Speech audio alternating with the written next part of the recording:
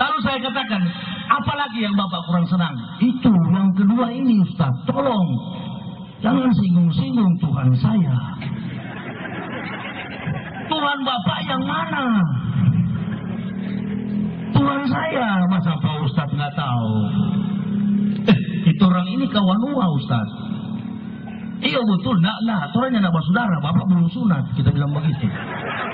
Bapak tidak mandi junub, saya mandi junub. Tidak bersaudara orang, so jauh orang, langit dan bumi orang dua sekarang. Baru beda orang dua, Bapak polisi, saya ulama. Jadi begini Ustaz, kita punya Tuhan itu Ustaz jangan singgung-singgung, mana Bapak Tuhan? Yang jelas dong bicara, itu Tuhannya Pak Ustaz juga, dulu. Tuhan siapa? Ya, Tuhan Yesus. Yesus bukan Tuhan, men.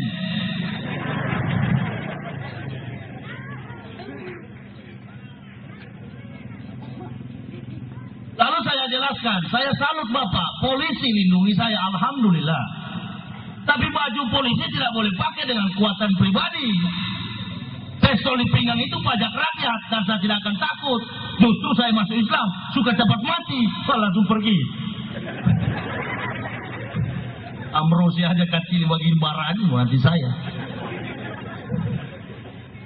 Jadi percuma saya bilang Pak, saya bukan muslim yang KTP yang nggak ngerti Islam. Saya sudah tahu sampai neraka itu pernah saya lihat. Saya tidak masuk Islam, hanya penjual ikan di toli-toli 3 kali datang ke rumah saya. Hari yang keempat langsung mengaku Khaidir. Saya lihat kok, sampai ibu saya, opa saya, saudara teman-teman saya yang di neraka itu saya tahu, neraka itu seperti lautan bergulung-gulung. Untuk apa saya mau takut? Memangnya saya akan hidup selama-lamanya di dunia? Tidak. Sopir pribadi saya berapa orang semuanya mundur, takut. Waduh, kalau ceramah begini bahaya. Ya saya juga sudah tahu. Kulil haqqa walau kana murad. Bagaimana sejarah tentang Ibrahim memperingatkan Namrud. Bagaimana sejarah Musa memperingatkan Firaun. Dan bagaimana iman seorang Masir. Bukan sisir kerajaan Firaun. Makanya baca Quran, baca hadis, baca buku-buku Islam agar iman kita semakin kuat, kokoh kepada Allah Subhanahu wa ta'ala.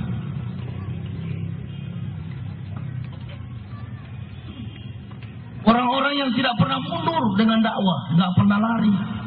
Yang kedua, saya berdakwah bukan negosiasi harga dulu, berapa harganya, enggak.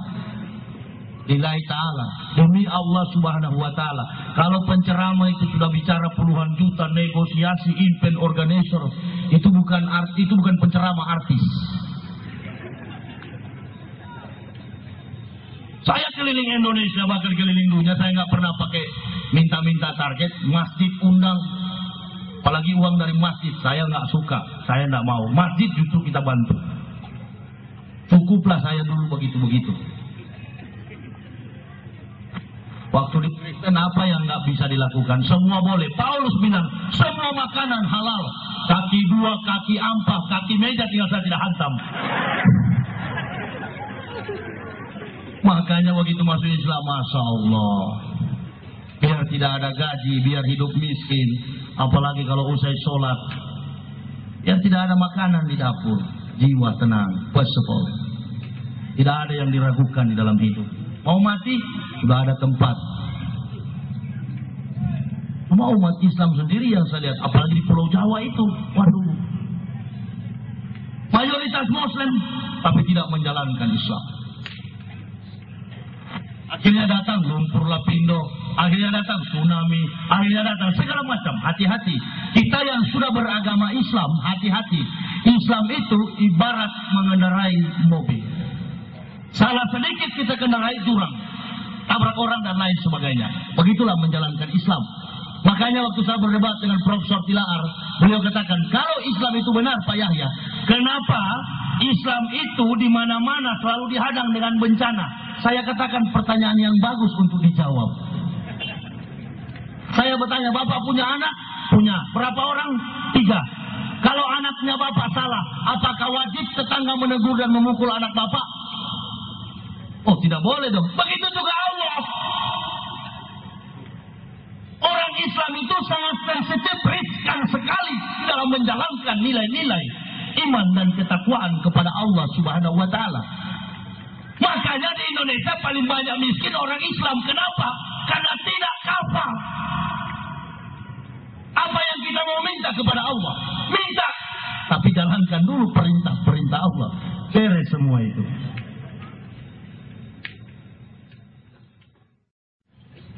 Tidak susah kok. Satu saja yang saya rasa berat waktu pertama kali masuk Islam. Hanya satu. Mau tahu? Sunat. Itu saja yang saya pikir siang malam. Waduh. Pasti kalau sudah bersyahadat dipotong ini. Pasti dipotong. Memang betul dipotong. Kenapa dipotong? Ya memang nabi-nabi dipotong. Yesus pun disunat.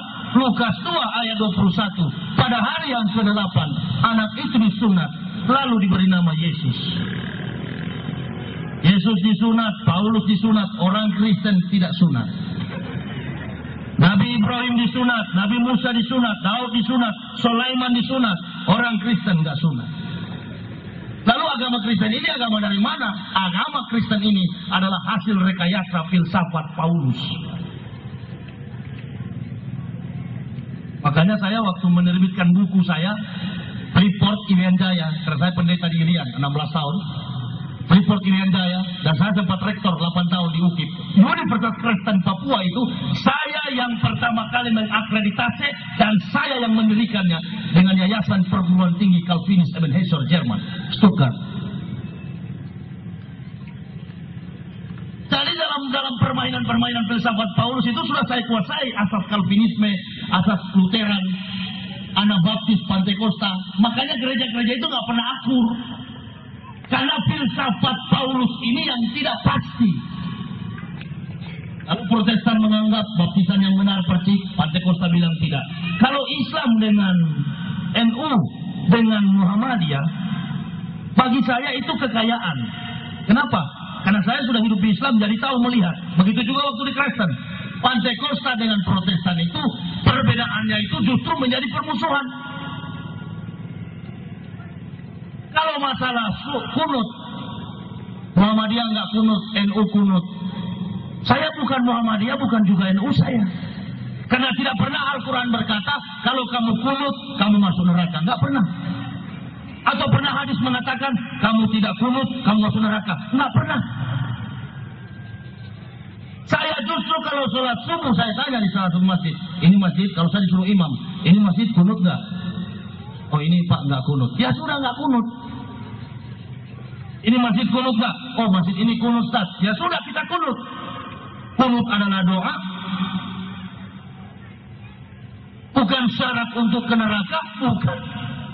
Tapi di Kristen, kalau ente Pantekosta, ente nggak bisa masuk di Protestan. Mengapa? Liturginya, tata cara ibadahnya, Pantekosta agak genit.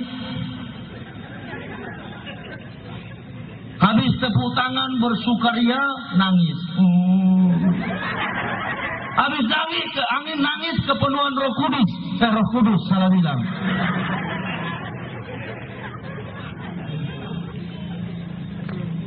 Tidak dari perbedaan ekseleji, etika, logika, estetika. Mengukur sebuah kebenaran agama, maka kita harus meletakkan ekseleji, etika, logika, estetika. Filsafat yang mengukur salah dan benar menurut rasio, etika, dan estetika. Nah coba perhatikan orang Islam. Kalau sudah maghrib, sholat berjamaah, sholat isya, sholat subuh, sholat zuhur, sholat asar. Kalau sudah berjamaah, tidak ketahuan mana yang Muhammadiyah, mana yang NU. Kenapa? Karena Al-Fatihahnya sama. Nah, orang kecamatan apa ini? Orang Tabongo yang buta huruf, saya akan membuktikan bahwa Islam itu agama rahmatan lil alamin. Orang Tabongo yang buta huruf, nggak tahu membaca dan menulis, dia bisa sekolah di Jerman, biar dia nggak bisa masuk Jerman. Dia bisa sholat di Jerman. Dia bisa ibadah di Jerman. Kenapa? Karena imam bule di Jerman sana Al-Fatihahnya sama dengan Tabongo.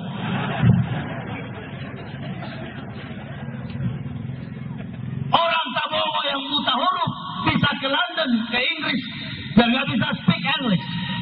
Kenapa? Karena imam bule di London sana bisa sama dengan Al-Fatihah yang ada di Tabongo. Nah, inilah Islam hebatnya. Jadi agama Islam itu adalah agama suku, kaum, dan bangsa. Tapi sebaliknya, orang Kristen di Tabongo yang buta huruf tidak bisa ke London kalau dia nggak bisa bahasa Inggris.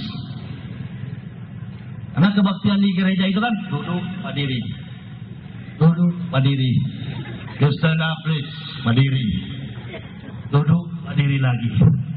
Nah, kalau dia nggak ngerti bahasa Inggris sudah berdiri, orangnya masih duduk. Wah, ini miscommunication, silang pendapat. Nggak usah ke luar negeri, nggak usah. Coba begini, ada gereja Batak di Indonesia, HKBP. Di Manado ada Gemim, di Sangir ada Gemis, di Talaor ada Germita. Ini bahasa Talaor dengan bahasa Gemis, Sangir, Tahuna itu tidak sama. Saya pernah ibadah di Talaor waktu saya pulang ke Talaor cuti dari Irian. Saya ketemu Ketua Sinode dan saya pimpin baptisan dengan bahasa Talaor. Nggak ngerti saya, orang sudah berdoa, orang sudah menyanyi, saya nggak tahu. Kenapa gampang begitu? Karena kitab suci Kristen hanyalah buatan tangan manusia, logika manusia, sehingga gampang juga manusia permainkan. Al-Quran, Bapak, Ibu, saudara-saudara